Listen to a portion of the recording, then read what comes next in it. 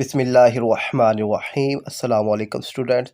आज class 10th mathematics के कुछ अहम एमसीक्यूज़ डिस्कस करने हैं, तो मैं आपसे वो शेयर करता हूँ।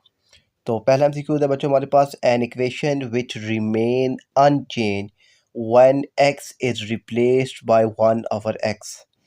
तो जब आप एक्स को 1/x के साथ रिप्लेस कर दें तो कोई फ़र्क ना पड़े, तो वो होती है हमारे पास ऑप्शन बी, रेसिप्रोकल इक्वेशन। ठीक है।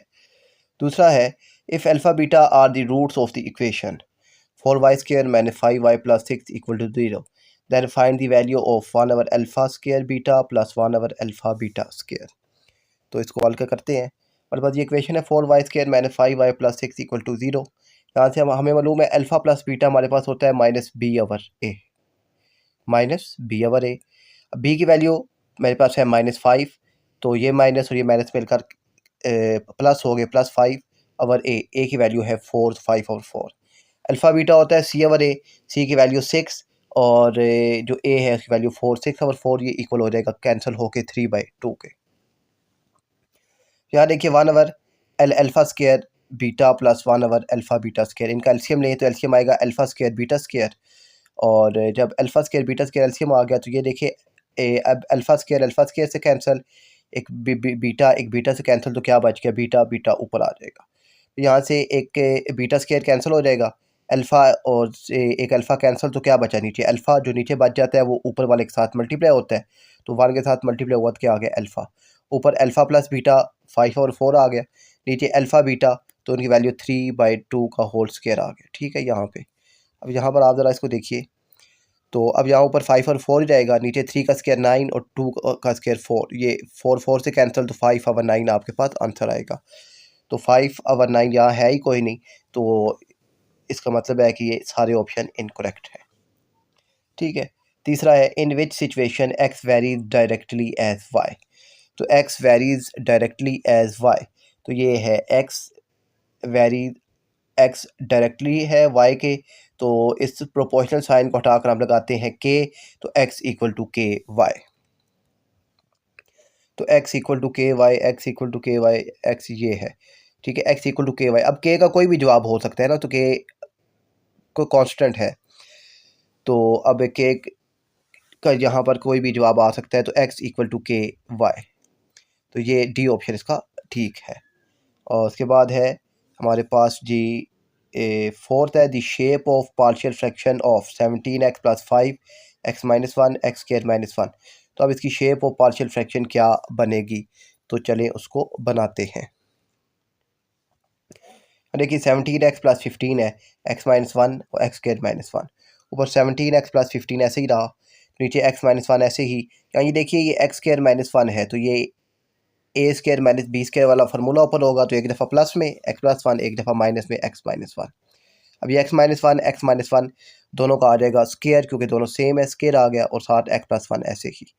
अब इसको कैसे लिखेंगे, a/x + 1, ये सिंपल आ गया। फिर b, अब ये स्क्वायर है तो इसको लिखेंगे b/x - 1 एक दफ़ा, फिर c/x - 1 का होल स्क्वायर। ये तो इस तरीके से इसको लिखेंगे, तो इसका जो जवाब बनता है वो बनता है जवाब ए इसका करेक्ट ऑप्शन है। फिफ्थ है, if the following order pair are equal 3 - 2a, b - 1 equal है a - 7 2b + 5। Value of a और b मालूम करनी है, तो वैल्यू ऑफ a और b मालूम करते हैं। 3 - 2a, b - 1 और a - 7 2b + 1। फर्स्ट वाला फर्स्ट के बराबर है, 3 - 2a और a - 7 इक्वल हो गए, और b - 1 और 2b + 5 आपस में इक्वल हो गए। यहाँ से ये -7 इस साइड पर आएगा, तो ये क्या हो जाएगा, +7, -2a दूसरी तरफ जाएगा, तो क्या हो जाएगा, +2a। 2 और 1 ये 3a, 7 और 3 10। ठीक है। और ये 3 अब a के साथ मल्टीप्लाई हो रहा है, इस साइड पर आएगा तो हो जाएगा डिवाइड, एक आंसर आ गया 10/3। इसको देखिए, तो यहाँ पर क्या है, b - 1 और 2b + 5, तो यहाँ से ना ये प्लस b उस तरफ शिफ्ट होगा, माइनस भी हो जाएगा, ये +5 इस साइड पर आएगा तो -5 हो जाएगा। तो यहाँ से -1 -5 -6 हो गया, 2b में से एक b माइनस हुआ, b रह गया, तो a का जवाब 10/3 और b का जवाब है -6। तो 10/3 - 6, ये बी ऑप्शन आपका करेक्ट होता है, ये वाला। 6 है in the set of data 41, 43, 47, 51, 57 और इनका मीडियन बताएं। तो इनका मीडियन बताते हैं इसको। देखिए ये है, तो मीडियन के दो रूल्स होते हैं। सबसे पहले ना आपने इसको रीअरेंज करके लिखना होता है। अब असेंडिंग में लिखें या डिसेंडिंग में लिखें, उसका कोई इशू नहीं है। हमने इसको असेंडिंग में लिखा, पहले छोटी वैल्यू 41, 43, 47, 51, फिर 52, फिर 57 और 59। हमने इसको रीअरेंज करके लिखा। यहाँ पर ना सवाल में उसने रीअरेंज करके नहीं दिया था, ठीक है। 41, 43, 47, 51, 57, 52 यहाँ पर था, ठीक है। तो हमने इसको पहले लिखना था। ओके, रीअरेंज करने के बाद अब टोटल कितनी वैल्यू है? 1 2 3 4 5 6 7। तो 3 वैल्यू यहाँ से गई, 3 वैल्यू यहाँ से गई, तो एग्जैक्ट सेंटर वाली वैल्यू क्या बनी? 51। तो ये हमारा मीडियन आ गया 51। The reciprocal of arithmetic mean is called. तो अब देखिए, अर्थमेटिक मीन का फार्मूला होता है summation X over N. Harmonic mean का फार्मूला है N over summation 1 over x.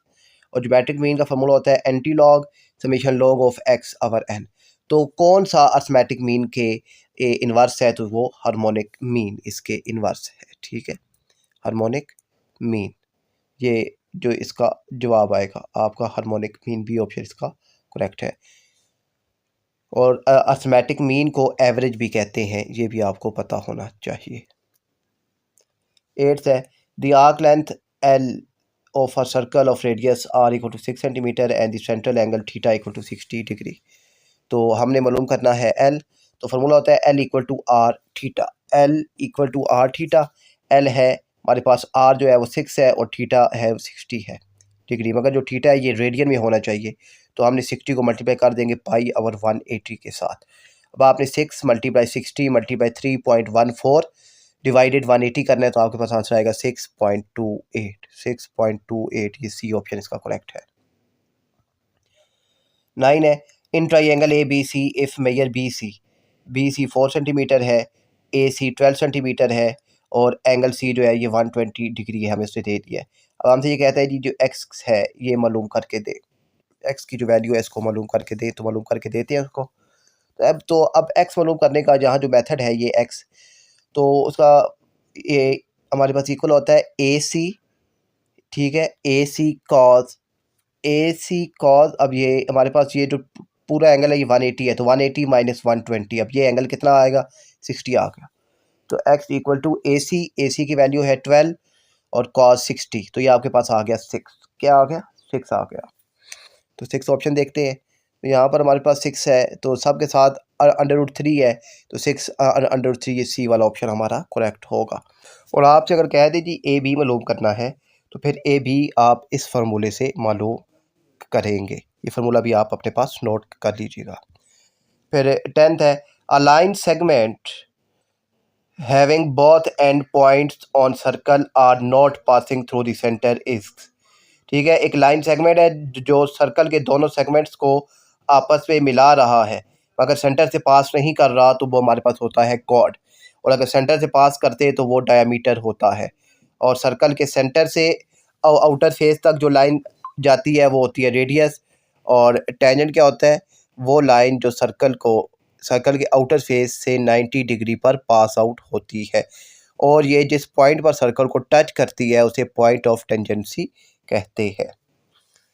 अच्छा, इसके बाद है जी 11 है in the figure the length of O Q is. तो ओ क्यू मालूम करनी है, तो ये तो हमारे पास से पैथागोरस है सिंपल, तो आप सिंपल पैथागोरस लगाना है। H square equal to P square plus B square.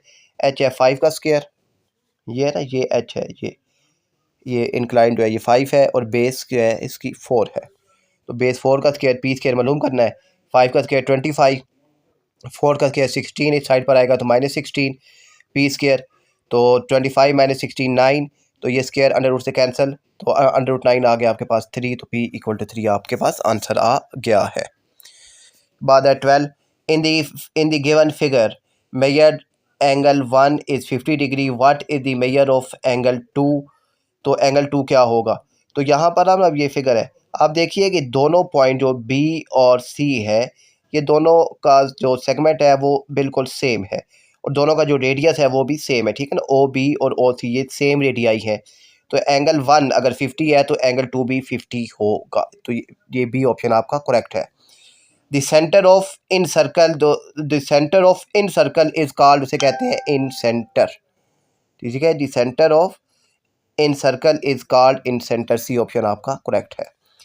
In the given figure O is the centre of the circle then the angle X is, तो एंगल एक्स इज, अब ये ना ये देखिए सर्कल के अंदर इंस्क्राइब सर्कल आ गया है, तो ये कोरस्पॉन्डिंग एंगल के हाफ होगा, तो 30 है।